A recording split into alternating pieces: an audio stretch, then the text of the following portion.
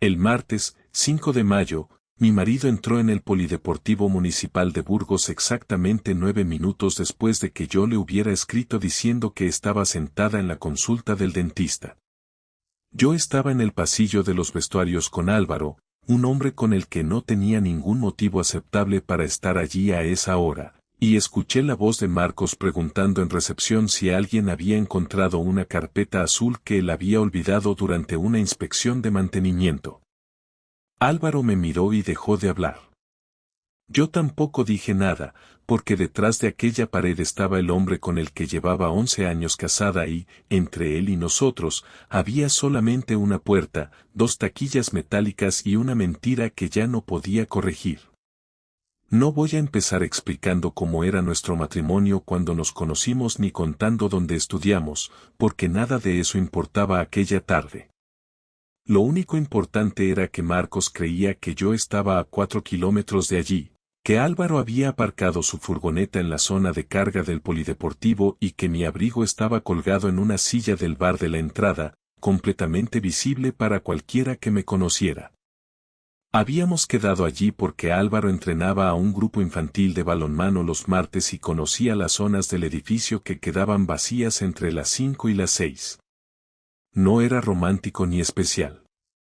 Era práctico, y precisamente por eso me daba todavía más vergüenza admitir hasta qué punto había empezado a organizar mi vida alrededor de cosas que no quería que Marcos supiera. «Quédate aquí», susurró Álvaro. «Mi abrigo está afuera. No salgas. Tiene las llaves de mi coche». Álvaro me miró como si acabara de contarle algo importante. «¿Por qué?» «Porque esta mañana llevó el suyo al taller». Eso cambió todo. Marcos podía reconocer mi coche en el aparcamiento, aunque yo le había dicho que había ido al dentista caminando desde la oficina. Durante unos segundos me dediqué a pensar en explicaciones absurdas. Podía decir que la cita se había cancelado y que había pasado por allí para recoger algo. Podía inventarme una compañera que entrenaba allí. Podía decir que había ido al baño. Cada versión necesitaba otra mentira inmediatamente después, y la facilidad con la que mi cabeza empezó a producirlas me asustó bastante más que la presencia de Marcos al otro lado del pasillo. Escuchamos pasos. Una puerta se abrió. Luego otra. ¿Hay alguien por aquí?, preguntó Marcos. No gritó mi nombre porque no tenía ninguna razón para pensar que yo estaba allí. Esa fue la parte más extraña. Él estaba buscando una carpeta y yo estaba escondiéndome como si hubiese entrado expresamente a buscarme. Álvaro señaló una pequeña sala donde guardaban conos, petos y balones. Entramos y dejamos la puerta casi cerrada. El espacio era estrecho y olía a goma y producto de limpieza. Yo podía escuchar mi propia respiración y el ruido de las ruedas de una caja que alguien arrastraba por el pasillo. Marcos pasó delante de la puerta. Lo supe porque tosió 2 veces, como hacía siempre cuando llevaba varias horas trabajando en edificios con polvo. Después habló con un empleado. La carpeta tiene una pegatina blanca con el nombre de la empresa. Creo que la dejaron arriba, en administración. Perfecto, gracias. Sus pasos se alejaron. Álvaro sonrió y movió la cabeza. Por poco. No me hizo ninguna gracia. Salimos unos minutos después y yo fui directa al bar a por el abrigo, pero ya no estaba en la silla. Revisé el respaldo, miré debajo de la mesa y pregunté al camarero. El hombre señaló una caja de objetos perdidos situada detrás de la barra. Un señor lo entregó hace un momento. Sentí que se me tensaba el estómago. ¿Qué señor? Uno alto, con chaqueta gris. Marcos llevaba chaqueta gris. Cogí el abrigo intentando mantener la voz normal y pregunté si el hombre había dicho algo. El camarero negó con la cabeza. Álvaro apareció detrás de mí, pero tuve que hacerle un gesto para que no se acercara. En ese momento vi a Marcos cruzando el aparcamiento con la carpeta azul bajo el brazo. Se detuvo junto a mi coche. No intentó abrirlo. No llamó. No miró alrededor. Se quedó mirando la matrícula. Después sacó sus propias llaves del bolsillo y continuó caminando hacia su vehículo. Aquello duró menos de 10 segundos, pero fue suficiente para entender que me había visto el coche y que seguramente también había reconocido mi abrigo. Lo más razonable habría sido salir y hablar con él. No lo hice. Esperé hasta que se marchó, subí al coche con las manos frías y conduje hasta mi oficina antes de regresar a casa a la hora habitual. Cuando entré, Marcos estaba cocinando tortilla de patatas. ¿Qué tal el dentista?, preguntó. La pregunta llegó demasiado rápido. Dejé el bolso junto a la puerta. Bien. ¿Te han hecho algo? Una revisión. Entonces no te duele. No. Marcos dio la vuelta a la tortilla y siguió mirando la sartén. Me alegro. Esperé otra pregunta. No llegó. Durante la cena habló de una tubería rota en un edificio de Gamonal y de un administrador que quería arreglar una avería sin cerrar el agua. Yo respondí lo mínimo posible. Cada vez que Marcos levantaba los ojos hacia mí pensaba que iba a mencionar el polideportivo. No lo hizo. Después recogió la mesa y se fue al salón. Yo me encerré unos minutos en el baño y escribí a Álvaro. Creo que ha visto mi coche. Su respuesta llegó casi inmediatamente. ¿Te ha preguntado? No. Entonces no sabe nada. Leí aquella frase varias veces. Hasta ese momento yo también habría pensado así, pero conocía a Marcos lo suficiente para saber que cuando algo no le cuadraba no discutía de inmediato. Primero comprobaba. Al día siguiente cambió una cosa muy pequeña. Por la mañana, normalmente dejaba las llaves de casa en un cuenco de madera junto a la entrada. Aquel miércoles no estaban allí. ¿Has visto mis llaves?, pregunté. Marcos apareció desde el dormitorio ajustándose el reloj. Las tuyas están en tu bolso. Me refiero al juego de repuesto. Lo tengo yo. ¿Para qué? Necesito una llave del trastero. Era posible. También era innecesario. Esa tarde Álvaro quería verme otra vez.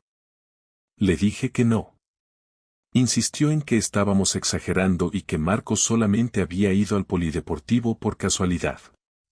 Yo quería creerlo, pero a las 7 recibí una llamada de mi marido. Elena, voy a llegar tarde. Vale. Tengo que resolver una cosa. ¿Qué cosa? Hubo una pausa breve. Quiero comprobar algo antes de preguntártelo. No respondió a nada más y colgó. Cuando llegó a casa llevaba una bolsa transparente de una tienda de material deportivo que estaba justo enfrente del polideportivo. Dentro había una botella de agua, unas vendas para las muñecas y un papel doblado. Dejó la bolsa encima de la mesa.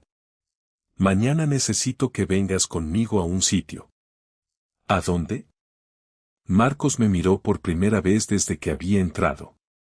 Al lugar donde estabas ayer mientras me decías que estabas en el dentista.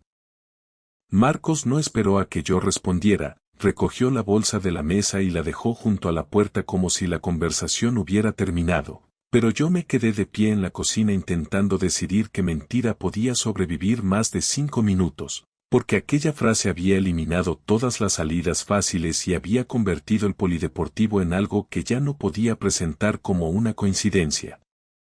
Le pregunté qué quería decir exactamente y él contestó que prefería enseñármelo al día siguiente, aunque añadió que podía ahorrarnos el viaje si le explicaba por qué mi coche había estado aparcado allí durante casi una hora mientras yo afirmaba estar en una clínica dental situada al otro lado de Burgos. Intenté decir que una compañera me había pedido recoger unos documentos, pero Marcos me interrumpió antes de que terminara y preguntó el nombre de esa compañera, la empresa para la que trabajaba y por qué había tenido que entrar por la zona de vestuarios en lugar de pasar por recepción, y cuando le pregunté cómo sabía eso dejó la bolsa otra vez sobre la mesa, sacó el papel doblado y lo extendió delante de mí. Era una copia de la hoja de incidencias del polideportivo, donde un trabajador había anotado que una mujer sin acreditación había accedido al pasillo interior acompañada por Álvaro Rivas, entrenador auxiliar de un equipo infantil, a las 5:17 de la tarde. Mi nombre no aparecía en ninguna parte, pero Marcos ya había unido suficiente información como para no necesitarlo. Yo seguí intentando sostener la explicación porque admitirlo todo de golpe me parecía imposible, así que le dije que conocía a Álvaro por asuntos de trabajo y que habíamos entrado en aquella zona porque él necesitaba recoger unas carpetas antes de una reunión, aunque incluso mientras hablaba sabía que estaba empeorándolo. Marcos no reaccionó con una discusión inmediata, sino que sacó de su bolsillo otro papel, esta vez un justificante del aparcamiento que yo había usado junto a la estación 2 semanas antes, y me preguntó por qué aquel ticket estaba dentro de mi coche si yo le había dicho que esa tarde no había salido de la oficina. Entonces entendí lo que había hecho durante los últimos días. No había revisado mi teléfono, no había intentado entrar en mis cuentas y tampoco me había seguido como yo había empezado a temer, había comprobado lugares, horarios y cosas pequeñas que yo misma había dejado a la vista porque estaba convencida de que nadie iba a relacionarlas. Había hablado con el recepcionista del polideportivo porque trabajaba con la empresa encargada de una inspección, había preguntado si alguien había encontrado su carpeta y, cuando vio mi abrigo, pidió que lo guardaran como objeto perdido para confirmar que era realmente el mío sin tener que enfrentarse conmigo delante de otras personas. Después había pasado por el aparcamiento de la estación, donde trabajaba un conocido suyo, y había comprobado únicamente la fecha y la hora impresas en el ticket que yo había dejado en la guantera. «Necesito que me digas quién es Álvaro», dijo. «Ya te he dicho que lo conozco por trabajo. No te he preguntado de dónde lo conoces». Me senté porque las piernas me temblaban lo suficiente para que él lo notara, y Marcos permaneció de pie al otro lado de la mesa, sin acercarse y sin tocar nada, mientras yo intentaba convertir una relación que llevaba varias semanas cruzando límites en algo que pudiera parecer menos grave. Le expliqué que Álvaro colaboraba con una asociación deportiva que había contratado cursos con nuestra empresa, que habíamos empezado hablando por cuestiones profesionales y que después habíamos seguido en contacto porque nos llevábamos bien. Marcos preguntó cuántas veces habíamos quedado fuera del trabajo y respondí que 2, aunque habían sido más. Preguntó si había ocurrido algo que yo le ocultaría si él no hubiera encontrado esas pruebas, y durante unos segundos no pude contestar. Esa fue la primera vez que vi cambiar su expresión de verdad. No gritó, pero dejó de mirarme como a alguien que estaba investigando una inconsistencia y empezó a mirarme como a una persona de la que necesitaba protegerse. Marcos fue al salón, cogió las llaves del coche y dijo que necesitaba salir, pero yo me puse delante de la puerta porque pensé que si se marchaba aquella noche ya no tendría control sobre lo que podía averiguar. Él me pidió que me apartara y yo cometí el error de preguntarle qué más había. Marcos se quedó quieto, abrió la cartera y sacó una tarjeta de visita que pertenecía a una cafetería situada dentro del Centro Cívico de San Agustín, un lugar completamente distinto al polideportivo, donde Álvaro y yo habíamos estado el viernes anterior. En el reverso había una nota escrita por mí con una hora y una inicial, algo tan pequeño que yo había olvidado tirarlo. Marcos explicó que la tarjeta había caído de mi bolso cuando buscaba las llaves del garaje y que, después de encontrarla, había ido aquella misma tarde al centro cívico para preguntar por unas salas que su empresa debía revisar. El encargado le había dicho, sin saber quién era él, que una mujer con mi descripción había pasado por allí varias veces con Álvaro y que ambos solían quedarse después de terminar las actividades. No era una prueba completa de una infidelidad, pero sí era suficiente para demostrar que yo llevaba semanas construyendo una rutina paralela. ¿Cuánto tiempo llevas mintiéndome?, preguntó. Le dije que no sabía cómo responder y Marcos soltó una risa breve que no tenía nada de humor, porque para él esa frase ya era una respuesta bastante clara. Entonces me preguntó directamente si había besado a Álvaro, y yo bajé la mirada antes de contestar. No necesitó escuchar la palabra. Se alejó de mí, apoyó ambas manos sobre la encimera y respiró despacio durante varios segundos, mientras yo intentaba decir que todo había empezado de una manera que no había planeado y que llevaba días pensando en terminarlo. Marcos se giró y me preguntó por qué una persona que quería terminar algo necesitaba inventar una cita con el dentista para volver a verlo, y no encontré ninguna explicación que no sonara absurda. Aquella noche no se marchó de casa, pero tampoco durmió conmigo. Cerró la puerta del despacho y me dijo que no quería escuchar más versiones hasta que yo estuviera preparada para contar una sola. A las 7 de la mañana siguiente salió antes de lo habitual, y durante horas no respondió a ninguno de mis mensajes. Cerca del mediodía recibí una llamada de Álvaro, pero no llegué a contestar porque inmediatamente apareció otro mensaje en la pantalla, esta vez de Marcos, y al leerlo entendí que lo que había descubierto la noche anterior solo había sido el principio. Estoy con Álvaro. Cuando vuelva, vas a contarme exactamente qué pasó entre vosotros. Marcos volvió a casa a las 6:20 de la tarde y, antes de que yo pudiera preguntarle qué había pasado con Álvaro, dejó sobre la mesa una carpeta marrón que no había visto nunca. Se quitó la chaqueta y me dijo que aquella conversación iba a ser la última en la que aceptaría una respuesta incompleta. Yo llevaba horas intentando imaginar qué podían haberse dicho los dos, pero no había conseguido hablar con Álvaro porque después de su llamada había apagado el teléfono, y esa decisión ya me decía que el encuentro no había terminado bien. Marcos no parecía alterado de una forma evidente, aunque tenía la mandíbula tensa y evitaba mirarme durante más de unos segundos, como si hacerlo demasiado tiempo pudiera hacerle perder el control. Me pidió que me sentara en el comedor, colocó la carpeta delante de él y empezó preguntándome cuándo había besado a Álvaro por primera vez. Yo intenté explicarle que las cosas no habían empezado de manera clara, que primero habíamos tomado café después de una reunión, que luego empezamos a escribirnos por cuestiones que ya no eran de trabajo y que una tarde, al salir del centro cívico, él se acercó demasiado y yo no me aparté. Marcos me dejó terminar sin interrumpirme y después preguntó una fecha.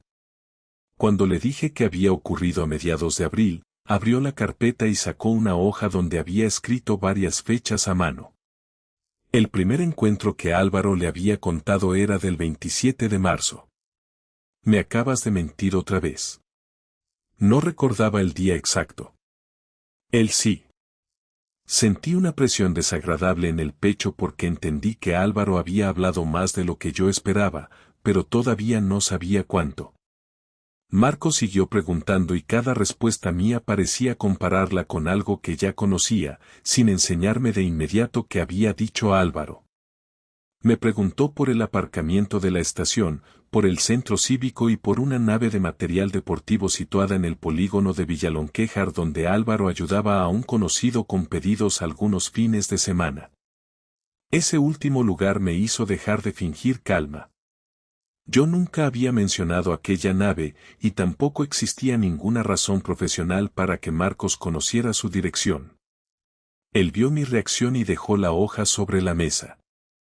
Entonces me explicó que había ido a buscar a Álvaro a primera hora, que lo encontró terminando un entrenamiento y que no hubo golpes, amenazas ni una escena delante de nadie, porque Marcos no quería regalarle una excusa para presentarse como víctima. Le había pedido 10 minutos en una cafetería cercana al pabellón, y Álvaro aceptó porque supuso que Marcos ya sabía casi todo. Según mi marido, tardó menos de 5 minutos en descubrir que los dos habíamos construido versiones distintas de la misma historia. Yo pregunté qué había dicho exactamente a Álvaro y Marcos respondió que prefería escuchar primero mi versión completa. Empecé por admitir que habíamos estado juntos más veces de las dos que había reconocido la noche anterior, aunque seguí intentando reducir la importancia de algunas citas, diciendo que varias habían sido simplemente conversaciones o encuentros breves.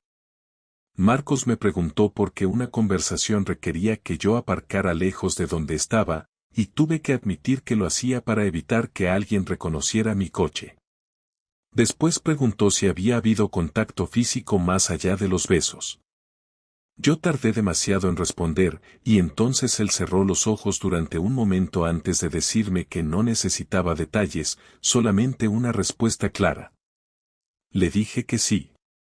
Marcos se levantó de la mesa y caminó hasta la ventana, donde permaneció varios segundos con los brazos cruzados, sin hacer ninguna pregunta. Yo empecé a decir que no había significado lo que parecía, pero se volvió inmediatamente. No me expliques lo que significa para ti, porque todavía estoy intentando entender lo que significa para mí. Aquella frase me dejó sin una defensa preparada, y por primera vez desde que todo había empezado dejé de preocuparme por encontrar una explicación eficaz y miré realmente lo que tenía delante. Marcos llevaba 2 días comprobando horarios, hablando con desconocidos y escuchando a otro hombre explicarle cosas sobre su propia esposa que él desconocía. Se sentó de nuevo y me preguntó si alguna vez había hablado de nuestro matrimonio con Álvaro. Admití que sí, pero dije que eran conversaciones generales sobre discusiones y rutina. Marcos abrió la carpeta y sacó otra hoja, esta vez una impresión de un correo que yo misma había enviado desde mi cuenta de trabajo a Álvaro semanas antes.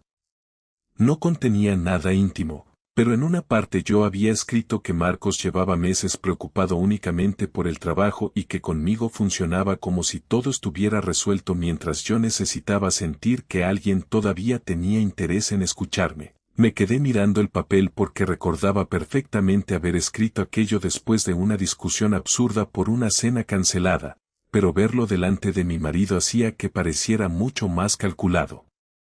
¿Entraste en mi correo?, pregunté.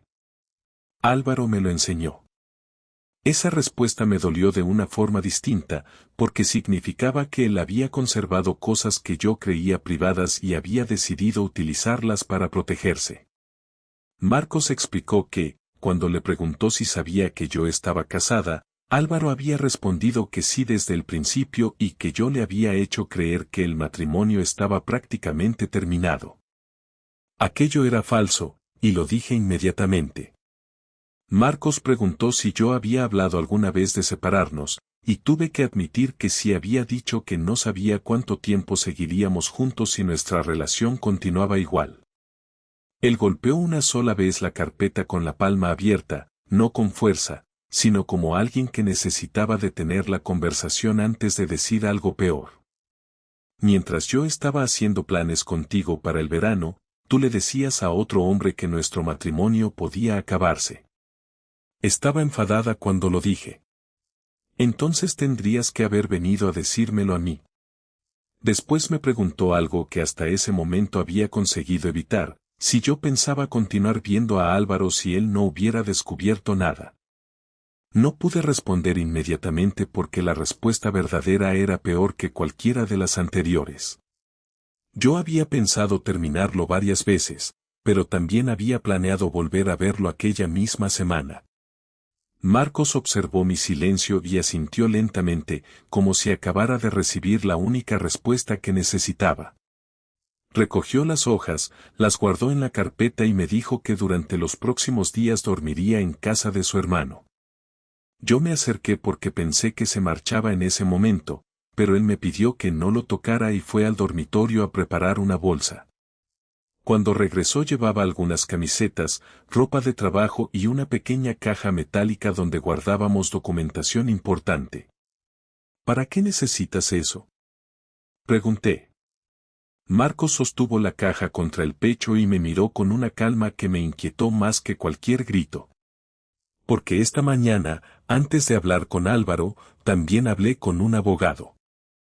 Marcos no volvió a dormir en casa durante los 4 días siguientes, pero cada mañana aparecía a una hora distinta, recogía algo concreto y se marchaba sin discutir conmigo, y aquella forma de actuar terminó siendo mucho más difícil de soportar que una pelea porque yo no sabía qué estaba preparando ni cuánto había decidido ya sin contar conmigo.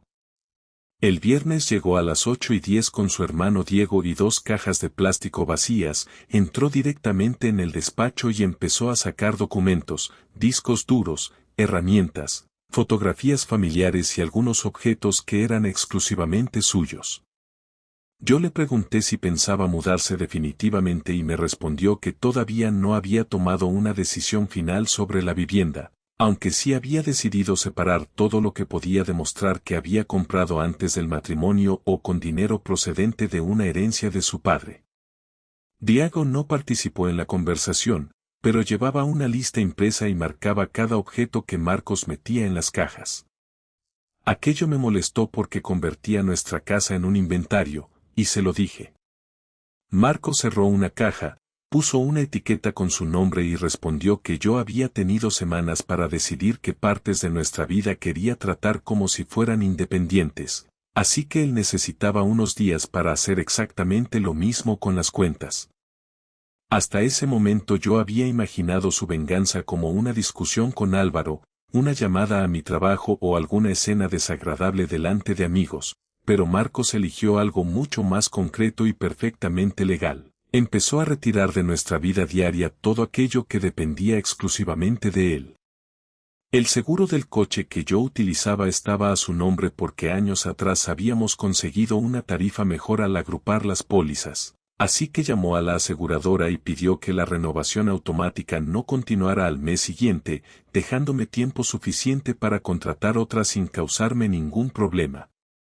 Hizo lo mismo con una suscripción profesional que yo usaba para preparar presentaciones, con una plaza de garaje adicional que pagaba desde su cuenta y con una tarjeta bancaria secundaria vinculada a gastos comunes que yo utilizaba casi siempre para combustible y compras de la casa. No vació las cuentas conjuntas ni tocó dinero que también fuera mío, porque su abogado le había dicho claramente que no hiciera nada que pudiera perjudicarlo después, pero transfirió su nómina a una cuenta individual y dejó en la cuenta común una cantidad exacta para cubrir hipoteca, electricidad, comunidad y otros pagos previstos hasta final de mes. Cuando vi los movimientos en la aplicación del banco lo llamé inmediatamente. ¿Me estás dejando sin dinero? No he tocado ni un euro que sea tuyo. Has quitado tu sueldo de la cuenta. Mi sueldo del próximo mes no tiene por qué quedarse ahí mientras decidimos qué hacemos. Eso es castigarme. No, Elena, castigo sería intentar perjudicarte. Esto es dejar de financiar cosas que ya no quiero financiar. La diferencia me enfureció porque era difícil discutirla, y Marcos lo sabía. Esa misma tarde descubrí la parte que sí había diseñado para que yo la sintiera de manera inmediata. Durante años habíamos utilizado una pequeña habitación junto al salón como espacio compartido para trabajar, aunque casi todos los muebles, incluida una mesa grande de madera, 2 estanterías y una impresora profesional, los había comprado él antes de casarnos. Cuando volví de la oficina, la habitación estaba casi vacía. Marcos había retirado todo lo que aparecía en sus facturas antiguas y había dejado únicamente mi silla, mis carpetas y un escritorio barato que habíamos comprado juntos años después. Encima había colocado una caja con cables, cargadores y accesorios que eran míos. No había roto nada ni escondido mis cosas. Simplemente había recuperado las suyas. Me quedé mirando aquella habitación durante varios minutos porque por primera vez entendí que su forma de vengarse no consistía en hacerme daño de manera impulsiva, sino en obligarme a comprobar cuánto de nuestra comodidad cotidiana había dado yo por garantizado. El sábado apareció otra consecuencia. Habíamos reservado para finales de mayo una casa rural cerca de Potes con otras 2 parejas, y Marcos era quien había adelantado la señal por todos. Llamó a nuestros amigos, explicó que él no iría y pidió que su parte de la reserva se asignara a Diego y a su pareja, que aceptaron ocuparla. A mí no me expulsó del viaje, pero tampoco quiso seguir formando parte de un plan que habíamos organizado juntos. Lucía, una de nuestras amigas, me llamó después porque Marcos le había dicho únicamente que estábamos pasando por un problema serio y que ella debía preguntarme a mí si quería saber algo más.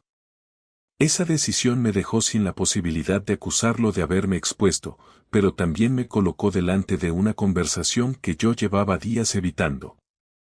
Lucía preguntó si había otra persona y yo tardé tanto en responder que no necesitó ninguna explicación adicional. Al final le conté una versión resumida y escuché cómo guardaba silencio antes de decirme que necesitaba procesarlo. Cuando colgué, comprendí que Marcos no tenía que contar mi infidelidad para que las consecuencias empezaran a salir de casa. La parte más tangible llegó el lunes por la mañana. El coche que yo conducía desde hacía 3 años estaba registrado a nombre de Marcos porque él lo había comprado con dinero obtenido al vender un vehículo anterior que también era suyo. Siempre lo habíamos tratado como mi coche, pero legalmente no lo era. Marcos apareció con Diego, revisó el estado del vehículo, tomó fotografías del kilometraje y dejó sobre la mesa las llaves de un utilitario viejo que pertenecía a ambos desde antes de comprar el nuevo. Me explicó que el coche principal iba a quedarse con él hasta que los abogados aclararan el reparto de bienes, mientras yo podía utilizar el otro sin problema. Sabes que ese coche lo uso para trabajar. Y puedes seguir conduciendo el otro. Lo haces para fastidiarme. Lo hago porque es mío y porque ya no quiero que actúes como si nada hubiera cambiado. No puedes borrar 11 años en una semana.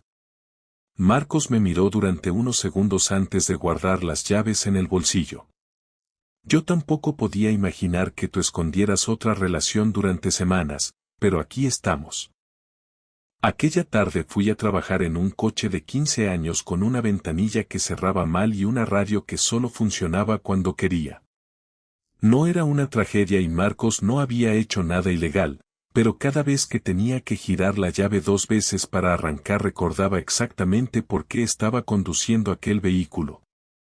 Esa era su venganza, no buscaba destruirme, sino dejar de protegerme de las molestias que antes resolvía sin pensarlo. Yo seguía creyendo que todo podía arreglarse si conseguíamos hablar sin abogados. Hasta que el martes por la noche encontré un sobrecertificado en el buzón con el nombre de un despacho jurídico de Burgos y una petición formal para iniciar la separación de bienes y valorar una posible disolución del matrimonio. Cuando llamé a Marcos, respondió al segundo tono, escuchó todo lo que yo tenía que decir y esperó hasta que terminé de acusarlo de haber decidido nuestro futuro sin darme una última oportunidad. Mañana voy a casa, dijo, y esta vez no vamos a hablar de Álvaro. ¿Entonces de qué vamos a hablar? De si todavía existe algo entre nosotros que merezca seguir llamándose matrimonio. Marcos llegó el miércoles a las 7:15 de la tarde con la misma carpeta marrón que había llevado durante nuestra primera conversación seria, pero esta vez no traía cajas, no venía acompañado por Diego y tampoco parecía dispuesto a revisar nada de la casa. Se sentó en la mesa del comedor, dejó las llaves a un lado y me pidió que no empezara pidiendo perdón, porque llevaba varios días escuchando disculpas que siempre terminaban mezcladas con explicaciones, y lo que necesitaba aquella noche era saber si yo entendía qué había ocurrido realmente entre nosotros. Yo le dije que sí, aunque en ese momento comprendí que todavía estaba pensando demasiado en Álvaro, en los lugares donde nos habíamos visto, en las mentiras que había contado y en todo lo que Marcos había descubierto, mientras que él estaba hablando de algo más amplio. Me preguntó cuándo había decidido que podía ocultarle una parte de mi vida y seguir llegando a casa como si nada, y cuando intenté responder que nunca lo había pensado de esa manera, me recordó que había cambiado recorridos. Había aparcado lejos, había inventado una cita con el dentista y había elegido horarios en los que él estaría trabajando. No me lo dijo con rabia, sino con una precisión que resultaba peor, porque cada ejemplo era una decisión concreta y yo ya no podía esconderme detrás de la idea de que todo había ocurrido sin que yo supiera cómo. Me contó que durante los primeros 2 días había estado tan enfadado que no podía quedarse quieto, que en casa de Diego había abierto y cerrado la misma bolsa varias veces porque había olvidado que estaba buscando y que una noche se había levantado a las 4 para revisar unos documentos que ya había revisado 3 veces. Dijo que su primera reacción había sido querer hacer algo que me obligara a sentir exactamente lo que él estaba sintiendo, aunque después comprendió que cualquier acción impulsiva podía convertirse en un problema mayor y que no quería terminar explicando una estupidez ante un abogado. Por eso había elegido separar cuentas, recoger sus cosas y limitarse a decisiones que pudiera defender con calma. Mientras lo escuchaba entendí por qué aquellas medidas habían sido tan frías y tan exactas. Marcos no había dejado de estar enfadado, simplemente había convertido ese enfado en una lista de cosas que podía controlar. También me dijo que después del enfado llegó algo que le resultó más difícil. Empezó a recordar conversaciones normales de las semanas anteriores y a preguntarse cuáles habían sido reales. Recordaba que yo le había enseñado unas zapatillas que quería comprar, que habíamos hablado de cambiar el frigorífico y que una noche habíamos discutido sobre si visitar a su madre el domingo, y ahora revisaba cada recuerdo intentando averiguar si aquel mismo día yo había quedado con Álvaro o le había enviado algún mensaje escondiéndome en otra habitación. No sé qué parte de abril fue mi matrimonio y qué parte fue una representación tuya, dijo.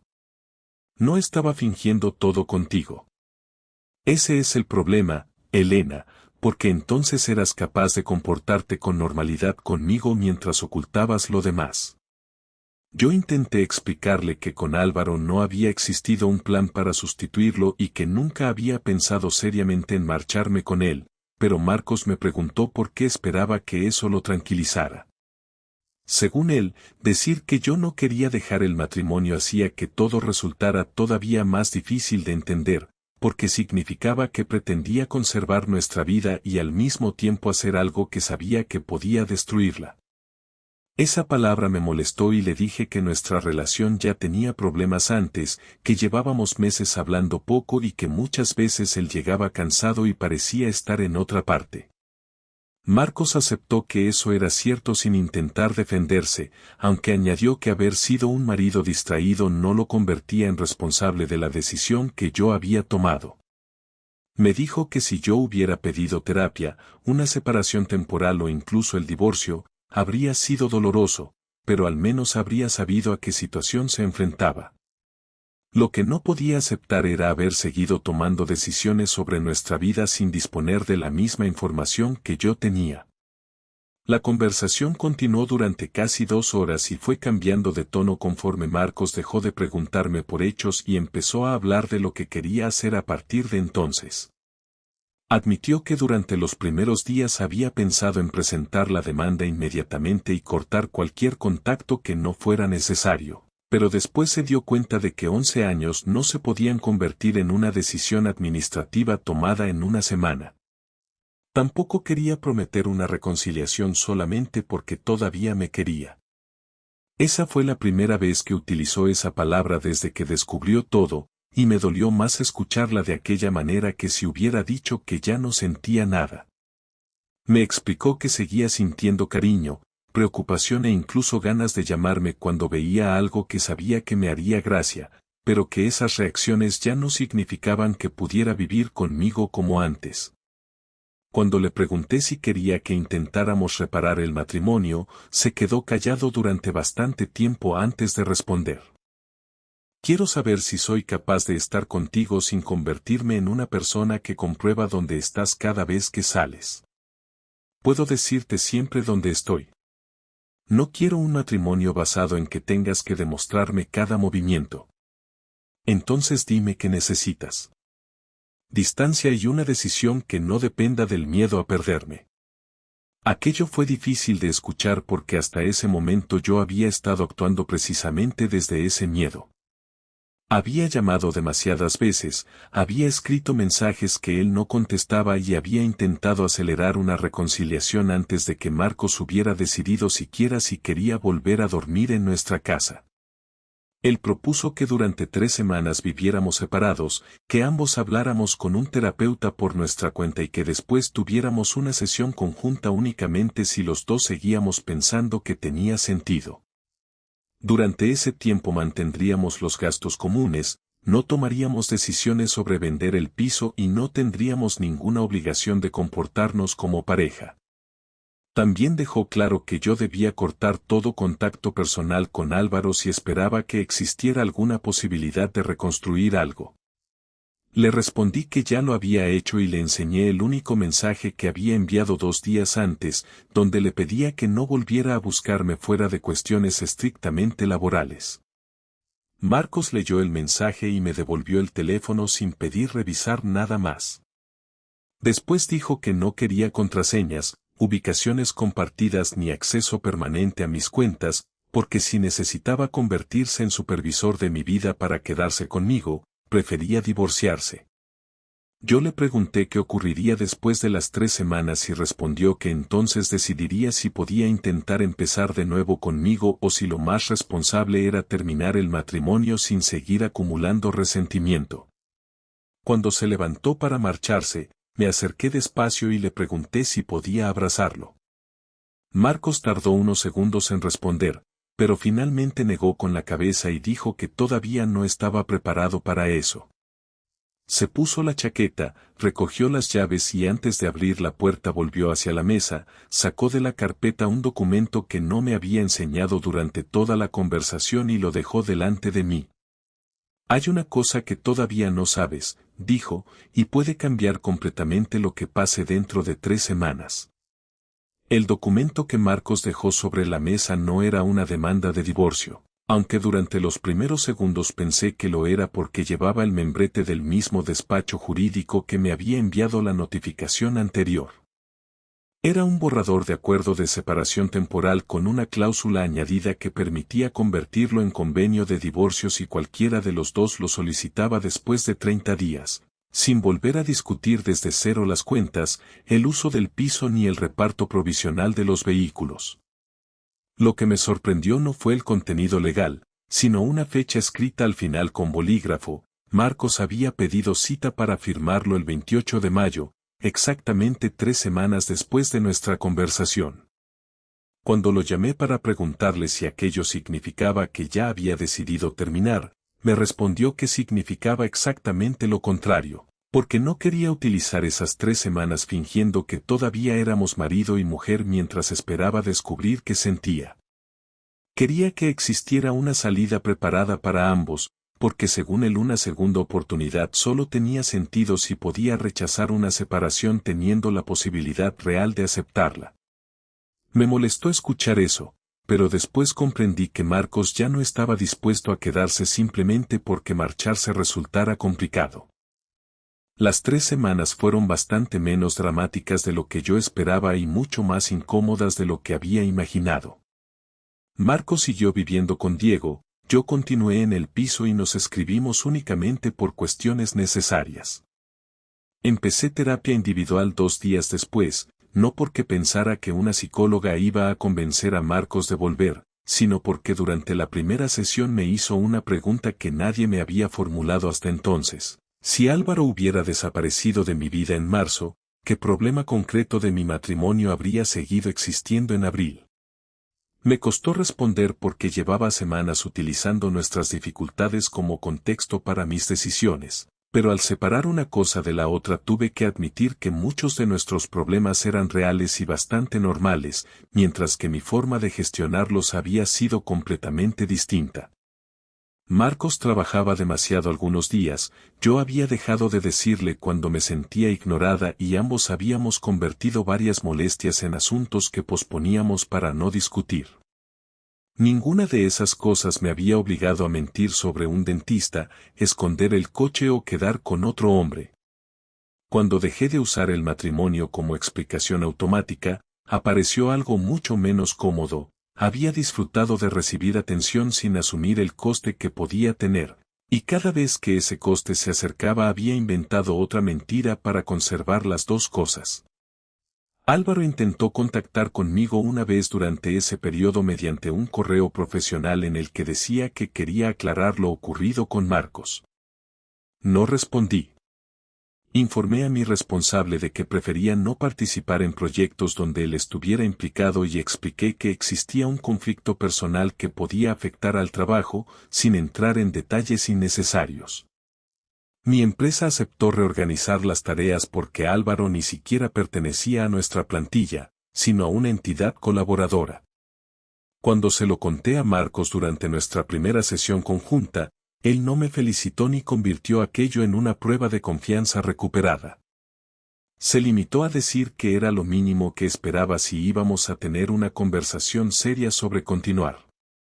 Curiosamente, esa respuesta me ayudó más que cualquier gesto cariñoso, porque dejó claro que las consecuencias no desaparecían por hacer finalmente lo que debería haber hecho desde el principio.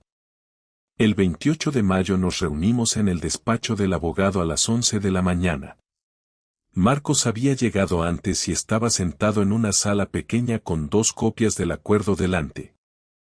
Yo me senté enfrente y durante unos minutos hablamos de cosas prácticas, hasta que el abogado nos dejó solos para que tomáramos una decisión definitiva antes de firmar.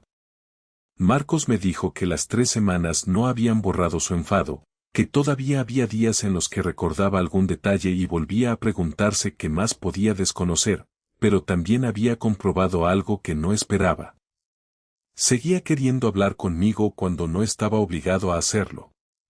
Había tenido ganas de contarme un problema del trabajo. Había pensado en llamarme después de una discusión con Diego y había echado de menos algunas partes de nuestra convivencia que no tenían relación con costumbre ni comodidad. Después añadió algo que me obligó a esperar antes de contestar. Eso no significa que confíe en ti como antes. Lo sé. Y no quiero que me prometas que todo será perfecto. No puedo prometértelo. Entonces puedo intentar quedarme, pero solamente si entendemos que intentar no significa olvidar. Le pregunté qué ocurriría con el acuerdo que estaba encima de la mesa y Marcos lo dobló por la mitad sin firmarlo. No volvió a casa conmigo aquel día. Decidimos mantener la separación otras 2 semanas y continuar con terapia, porque ninguno quería convertir una buena conversación en una reconciliación apresurada.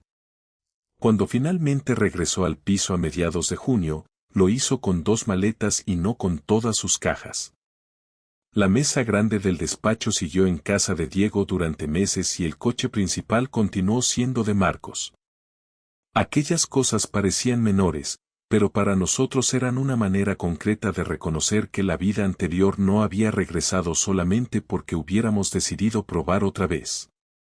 La última conversación importante ocurrió una noche de junio mientras cenábamos en casa. Marcos me preguntó si yo consideraba que seguíamos casados de la misma manera que antes. Le respondí que legalmente sí, pero que en lo demás no. Le dije que no esperaba recuperar exactamente la relación que teníamos, porque ahora sabía que aquella relación también incluía semanas en las que yo estaba escondiendo cosas mientras él ignoraba lo que ocurría. Marcos aceptó esa respuesta y dijo que quería continuar durante 6 meses con terapia y cuentas parcialmente separadas, y que después decidiríamos si tenía sentido volver a unir algunas cosas. También dejó claro que si descubría una nueva mentira importante, no habría otra fase de comprobaciones ni 3 semanas para pensar. Yo acepté porque por primera vez entendía que poner un límite no era una amenaza. No terminamos divorciándonos aquel mes, pero tampoco acabamos la historia con una celebración. Marcos volvió porque quiso comprobar si todavía podíamos construir una relación en la que no necesitara investigar mis horarios y yo no necesitara ocultar lo que pensaba hasta buscar atención fuera. Yo aprendí algo bastante menos agradable que una lección bonita: una persona puede querer conservar su matrimonio y aún así tomar decisiones que lo ponen en riesgo, especialmente cuando empieza a justificar cada paso por separado. Ahora sé que el problema no empezó el día que Marcos vio mi coche en aquel polideportivo. Para mí empezó mucho antes, cuando descubrí que podía mentirle una vez, llegar a casa, cenar con él y convencerme de que mientras nadie descubriera nada todavía no había ocurrido nada serio. Marcos fue quien terminó descubriendo la verdad, pero yo había tenido muchas oportunidades de decirla antes. Esa es la parte que todavía tengo que aceptar sin buscar una explicación que me resulte más cómoda.